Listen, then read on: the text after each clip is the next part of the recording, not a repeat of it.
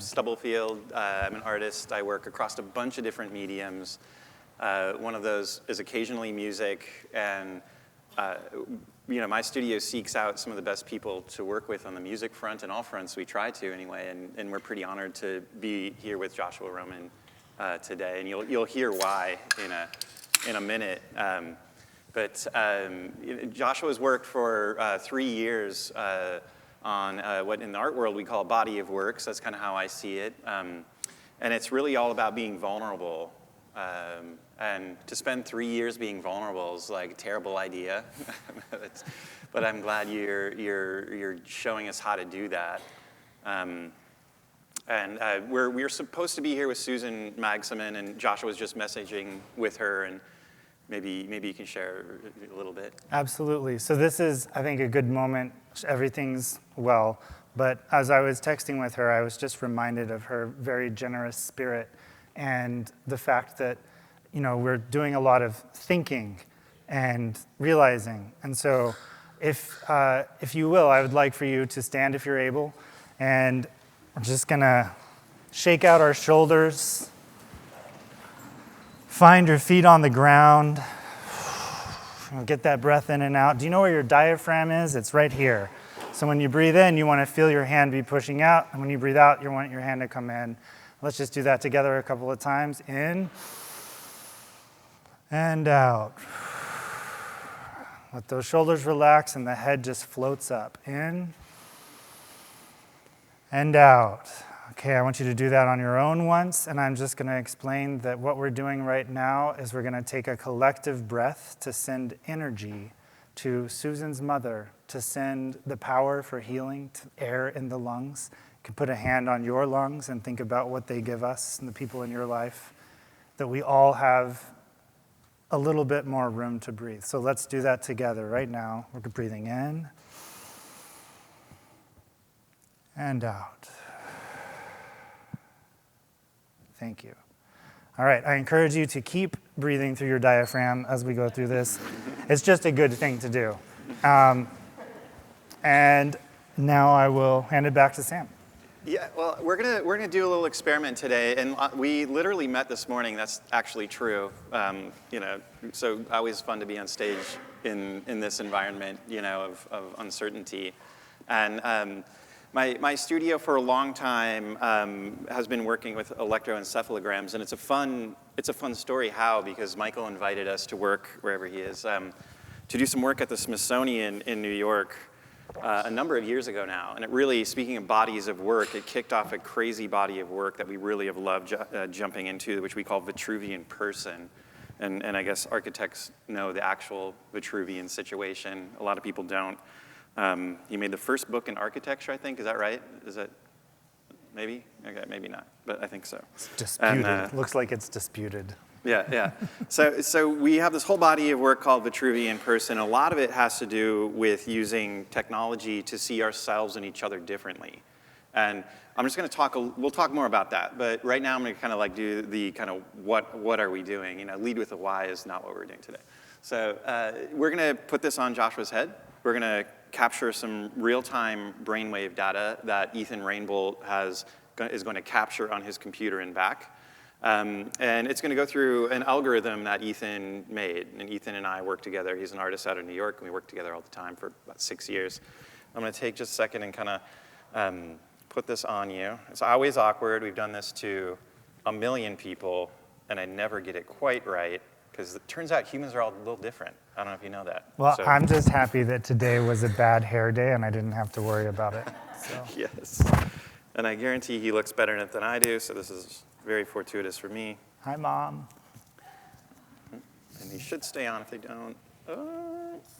Let's see if they do. So this equipment is something we use a lot in our work. It's exciting because we really love using technology in our work, but we use it to find the humans. Usually, it's a lot of times technology kind of buries our humanness, right?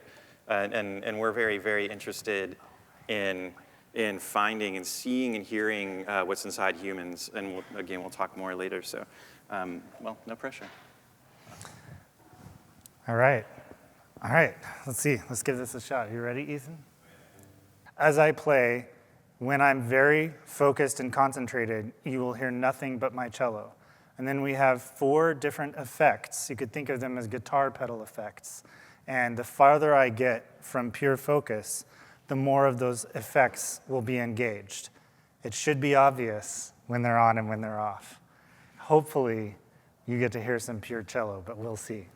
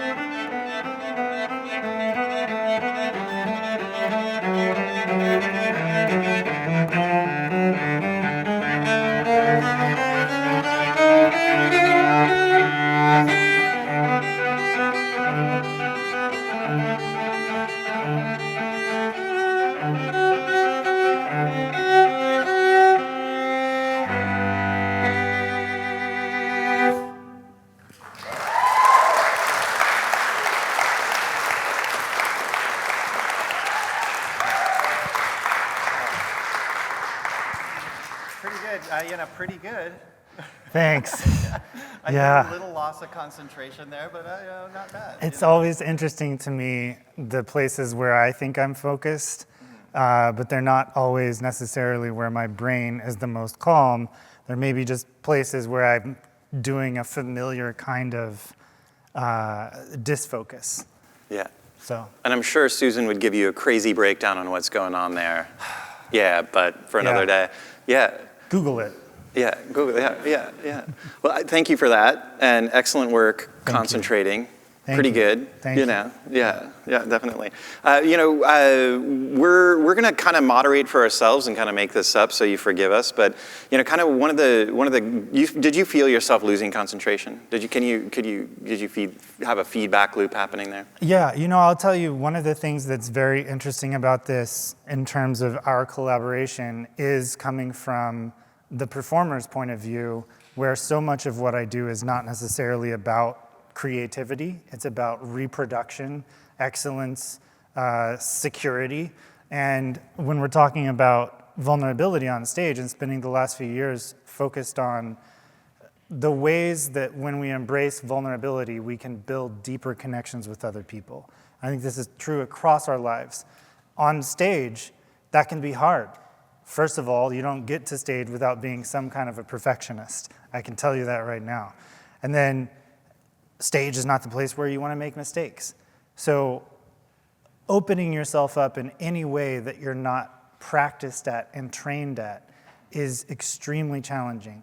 And this is taking that to another level. So as I'm looking out, there are things that I'm doing that I naturally do. I love connecting with people. I love having my eyes open. I can tell that there's a difference in my brain activity when I lock in with somebody or when I close my eyes, for example. And then there are times when just hearing myself in a way that I'm not used to distracts me.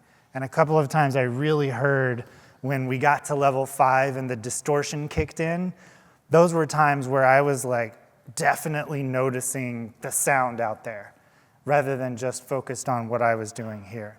So I still don't have all of the pieces to the puzzle, and what we just did was an experiment in understanding the technology, not necessarily making art that we would want to show as art, so much as demonstrating how this works and in a fun way giving me a test as well. So again, I don't know if I know all of the pieces, but I can definitely sense moments. And whenever it is just the gamma waves, there's something happening that I recognize that's familiar. Yeah, it kind of like, it's fun because, we're on stage being watched and makes things interesting, but there's no shortage of the feeling of being watched and looked at and judged, frankly. We do that to each other all day long. It's impossible to avoid that. And a lot of this kind of like idea of vulnerability and the work you've been doing and a lot of the work we've been doing on this kind of Vitruvian person about seeing each other better, seeing each other more clearly. Ideally, we'd never have a piece of technology in the way, right? We'd never have something that lets us see what's going on in your mind, more clearly, But we're not biologically built to see each other's pain and to see each other's excitement, and we don't have computer vision that lets us sympathize with people. And I like this work because we get to imagine a world in which we might just intuitively know what's going on in one's mind and see each other's pain and see each other's excitement and dreams. And while we probably won't ever get there with technology quite like I imagine it, it's fun to kind of try to build that in little ways, and to use completely different geographies of Joshua's brain to make music is exciting. Your brain, when he makes music, his brain lights up in certain ways, and there's very, very, very distinct areas, geographies I like to call them, in the brain that light up. And if I play cello, you play cello, everyone plays cello, there's similar geographies, although what comes out might be a little different. And so, yeah. I hope I'm out of a job. Yeah, for sure, yeah. So it's exciting, we think about, and Ethan will share some imagery that we've been working on for a project in the Hudson River Walkway, if you're familiar with New York. And there's some, all sorts of mediums and outputs for this idea of seeing each other, right? So these sculptures that we have been making are all about 3D body scanning people, taking their brain waves. And if you have a video, that'd be, oh great, cool. All about taking their brain waves and letting us see people in different ways. Again, we judge each other, we look at each other, and all sorts of things that are going on in our minds and our whole bodies that we don't even get to appreciate or see. So these sculptures, again, they're kind of made by 3D body scanning somebody using their EEG brain waves to distort their 3D model. So it's this fun way of seeing ourselves and each other in different ways. So you get these very wild forms, which are exciting. And this is, a lot of this is what Michael and I have been thinking, Michael Murphy and I have been thinking about as a new way of looking at design. So him and I have been working on a little think tank called Thoughtless, where we'll be able to take what we're doing that's very experimental here on stage and in kind of more fine art world and apply it to the design process. So and very similar to the cello example, when you see, when you're a designer, I think there's probably 50% or more of us relate to this, where you're sitting there kind of coming up with an idea for a building or really intensely working on it. Very different parts of your brain are lighting up. But that's underutilizing your entire mind and really your entire body. And so we want to get to this point where we're using technology as part of the design process to kind of even do things like circumvent ego. Some of the enemies of good design. Ego's great for design, but it has its limits, right? So we really want to use the full body, the full mind in the design process. So we're very early on that, and understanding. We kind of picture like the pencil, the drawing board, the keyboard, the mouse, and an EEG, and maybe some wearables, and maybe some sensors on your skin, as maybe something we do in 10 years, maybe less. So really exciting work there that we can get into. Yeah, it's really interesting, again, like the juxtaposition of creating things and thinking about a representation that is static in some ways, but is coming from something that is moving, that is living. And on the other hand, a lot of what I do is to try to take the opposite, to kind of make something move in a way that it doesn't. Music is movement. And I'm curious for you right now, because I know this particular project is not necessarily what you're all about right now, but what do you see as the most hopeful thing about the future of the work that you're doing? Yeah, well, yeah, I see this in the studio, and we've done early experiments where we have an EEG on someone, and they're watching their body, this 3D body scan of themselves, refresh at 1,000 frames a second. It's just moving and undulating, and when they're thinking about observing themselves, that thing changes even more, and it becomes this depth of sight that is very exciting to me. Like, imagine being able to see each other better. Imagine what we would see in ourselves and each other. And I think I get excited. I can't really even tell you why, but I get excited about that kind of depth. And I wholeheartedly believe, and because we, like literally the first time we did it, there were tears. Like, this is just a beautiful, odd thing to behold. And no one, and Ethan's thinking this, he knows what I'm going to say. He's like, no one said anything the first time we did that. So we're sitting there watching Rara in the studio with this on her head. She's watching herself manipulate her own form, and no one could say anything. It was so bizarre. And because we were seeing her and she was seeing herself in this completely different way, and to actually look at your brain material in a way was so exciting. And I just want us to have that level of depth with each other. And I think we can do that through music and sculpture. And I think we're going to work very hard on doing that with physical space as well. I want to see the stories and feel the stories that come from different parts of the mind, different parts of the body. Yeah, it's interesting as we've been discussing the ideas and the technology together. There have been all kinds of things, directions it could go, things that come up, and one of the things that I think we're aligned on, but there's so much nuance. There are so many different pathways. Is that ultimately this is meant to be human-centered, and that can be difficult in a world full of technology. And how does adding another piece of technology actually do that? And I mean, I think I've come to some of my own conclusions, but I'm curious about you. You've talked a little bit here about ways that it can help people, but at what point, what are the dangers and how do you steer away from them?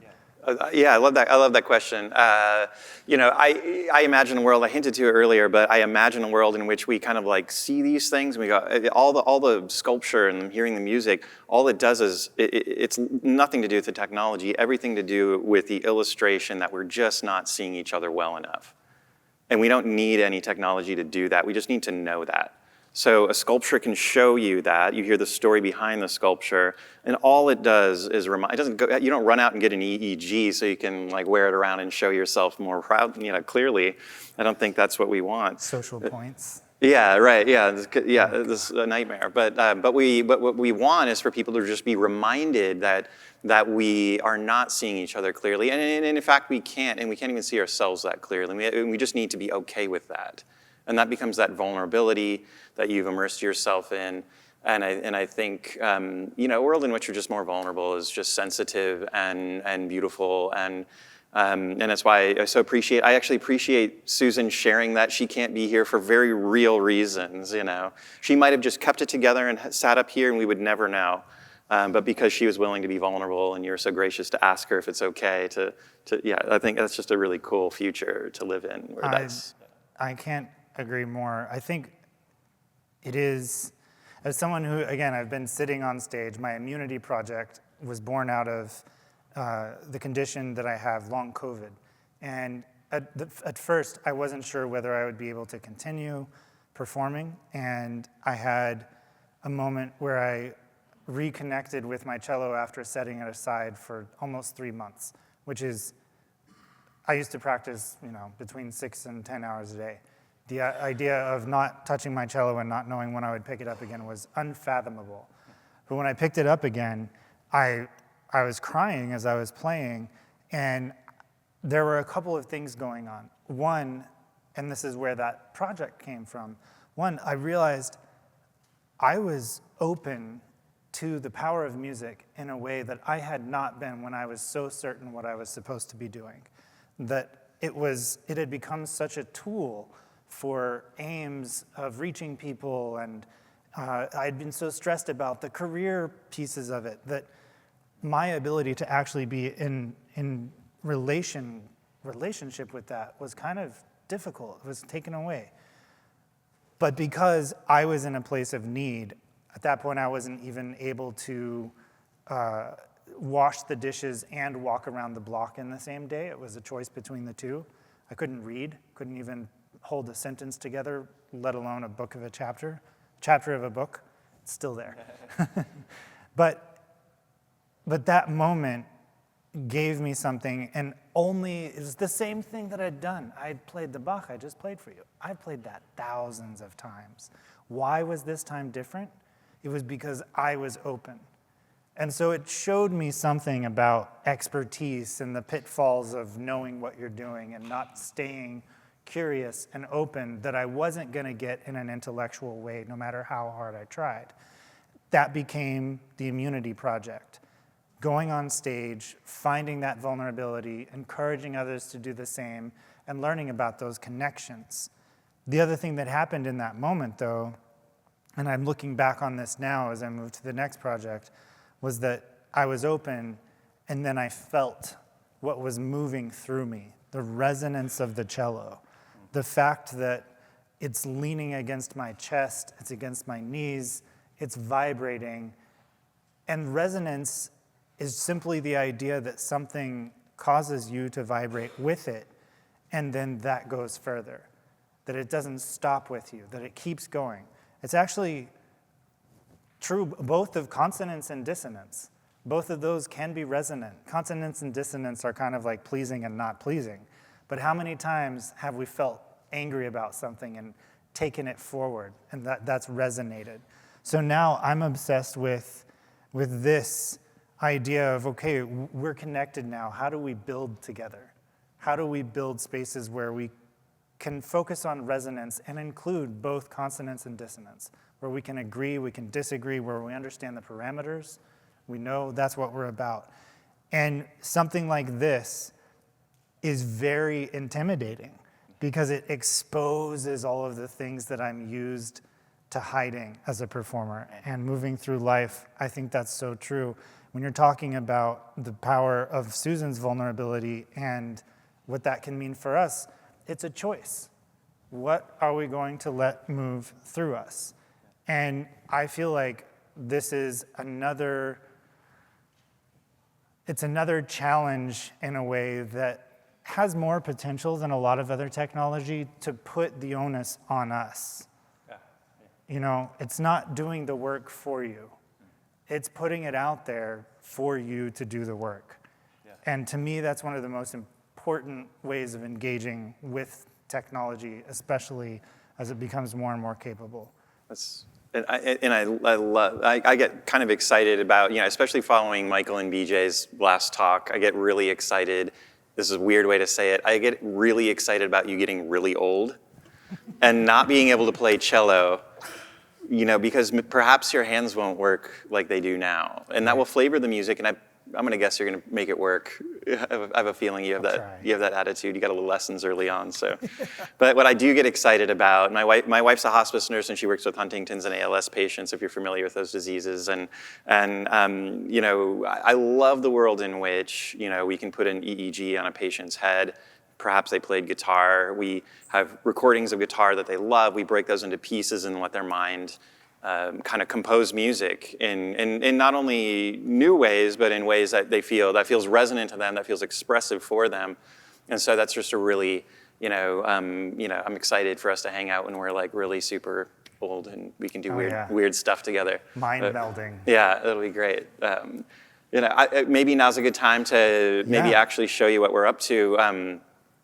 We had Joshua compose a piece for you today. Has anyone heard it before? Is this new? No, in fact, compose, I've set up a series of circumstances Yes. with which I will try to compose a piece in Yeah. front of you. Cool. This will be the first time it's ever happened. Cool. So Joshua and Ethan have been working in the studio to kind of come up with something for you today. We make a lot of music this way, but we really have not done anything like this before, so it's exciting. We have this whole beautifully recorded piece that we've been given, and and we chopped it up, and Joshua's brain's going to trigger it, so that's exciting, and he's going to jam with it effectively. And what you'll see on the screen here, Ethan has made a piece of generative video. That'll evolve as Joshua plays. And so it's yet again another way to look inside his mind and see what's going on. And I'm excited. So. Yeah, I would say, again, always coming from the performer's perspective, the first piece that we gave you really was just a demonstration of the technology. You're seeing the different levels of engagement with my brain. This time, rather than attempting to shut down the technology and to avoid triggering it, who knows? We've got beautiful stuff that's going to happen no matter how full the spectrum is. And so I'm going to work to create a piece that starts somewhere and creates an arc with whatever's going on in my brain. And that's going to be a challenge. We'll see what that arc is like, but for me, this is the difference between trying to dominate a tool and engaging with ourselves where we are. So I think we're ready to try it. And I think what we're going to do is I'm just going to listen first.